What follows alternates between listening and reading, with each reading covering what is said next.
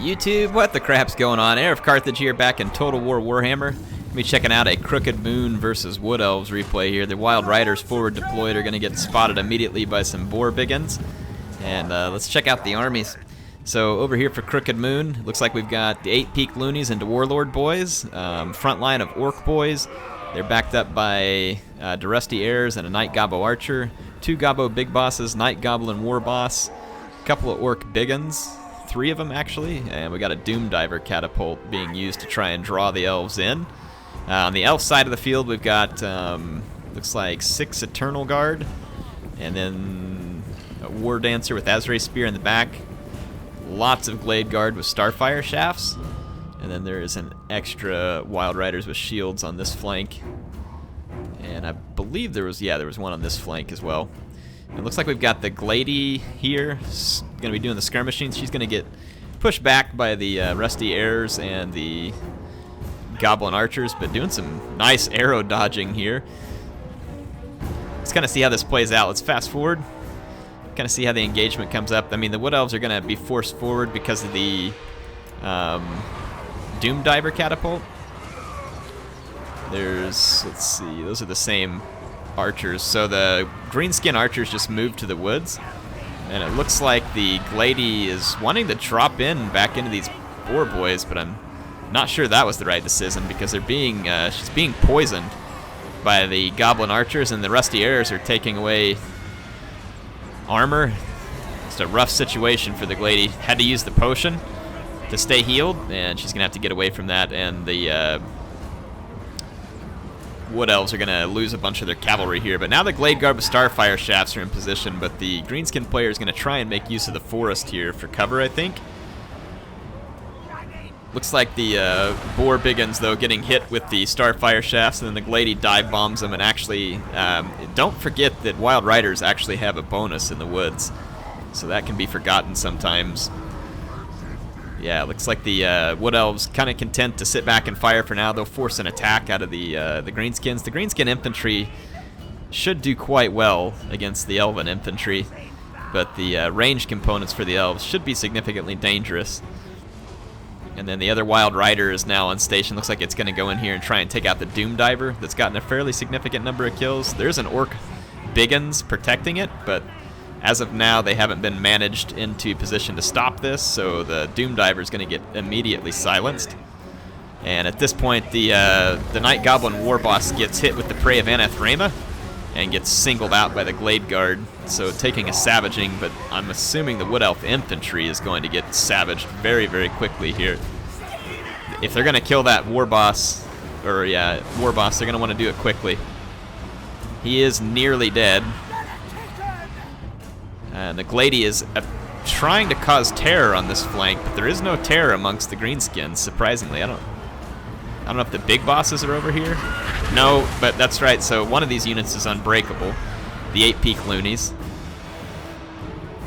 The Gobbo Big Bosses, I don't know where they're at the moment, but a very nice cleanup job over here by the Wild Riders. They got a decent number of kills, but now they're going to get pushed out, actually. Here's the big bosses. They're trying to get to the archers. So we've got the Azrae Spear and the Glade Guard pouring fire into here, but I mean the Wood Elf line is just getting hacked to bits, and despite the Glady's best efforts, it is just not enough to save them. And the Greenskins are going to break through and start to push the skirmishers, who have limited ammo. I mean, they've done significant damage, but their ammo is going to be limited. The big bosses get pushed off the battlefield. The War Boss came back from routing, is hidden in the woods back here. That could prove to be pretty clutch. And these arrows have been surprisingly effective by the Greenskins, who are not typically a faction that's great against flyers. The Glady is going to absolutely die. She's broken. Almost dead. The Wild Riders do get a nice charge here, and they're going to do some damage, but even fleeing here, the Glady might die. I'm not sure she'll come back. But quite the skirmishing effort underway now by the Glade Guard. They've got a good position, and they have a little bit of protection left in the back, and the regrouped Wild Riders are charging anywhere they can charge to try and even this fight out.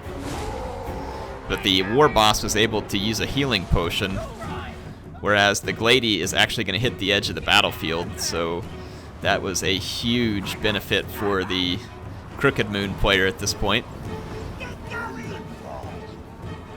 The archers definitely taking some damage, and the greenskin infantry is, I think it's going to just be too much to stop. The war boss came back and used Waaagh, and the wood elves are running out of units here. The war dancers are going to make the intercept here, but there's too much greenskin infantry. It's just pushed on. Looks like the greenskin cavalry quickly shredded.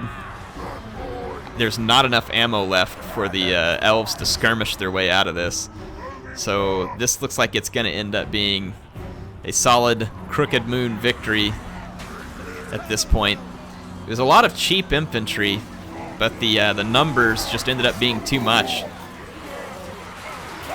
I was actually kind of surprised the Glady couldn't get more terror going on in that one flank. I don't know if maybe one of those greenskin units had the Encourage aura, and I just wasn't familiar with it. But that Knight Gobbo war boss has eaten a significant amount of archer fire in this game and managed to live to tell. I thought he was going to be dead for sure earlier, but it's not going to happen. And the greenskins are going to overwhelm the wood elves in this match. Pretty cool match. I don't see a lot of Gobbo type builds, and it wasn't an all Gobbo build by any means, but I don't see a lot of stuff like this coming up against the wood elves. It was an interesting build by the wood elf player too to go that heavy on Glade Guard. Potentially could pay off versus the greenskins. Had the greenskins maybe over-indexed on black orcs or something, it could have paid off big.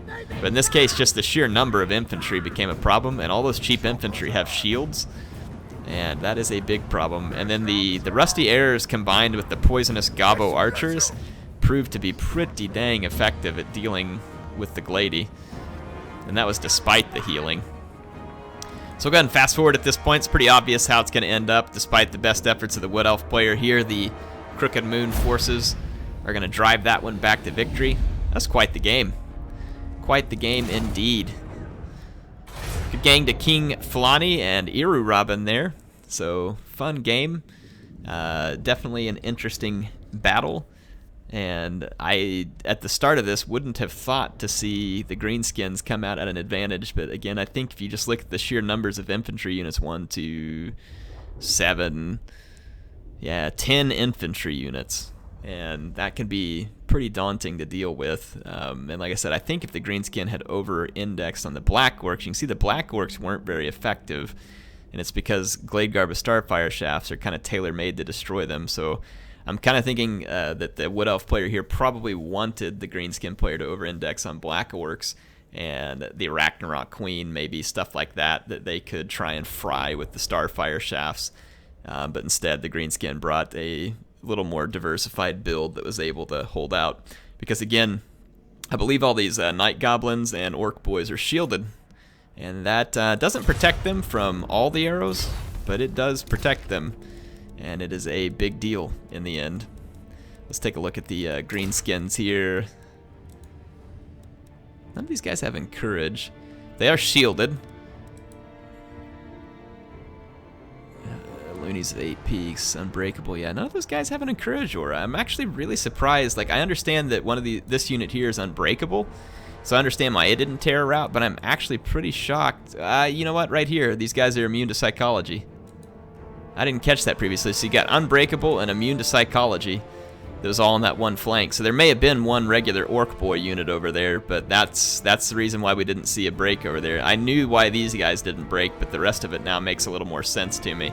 Because if the other units weren't breaking due to terror, they were probably winning the combat and help keep up the morale of the others, I guess. I don't know. Interesting, fun battle.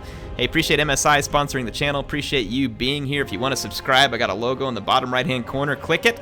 It'll keep you up to date with the latest videos. HeirofCarthage signing out. I'll see you tomorrow.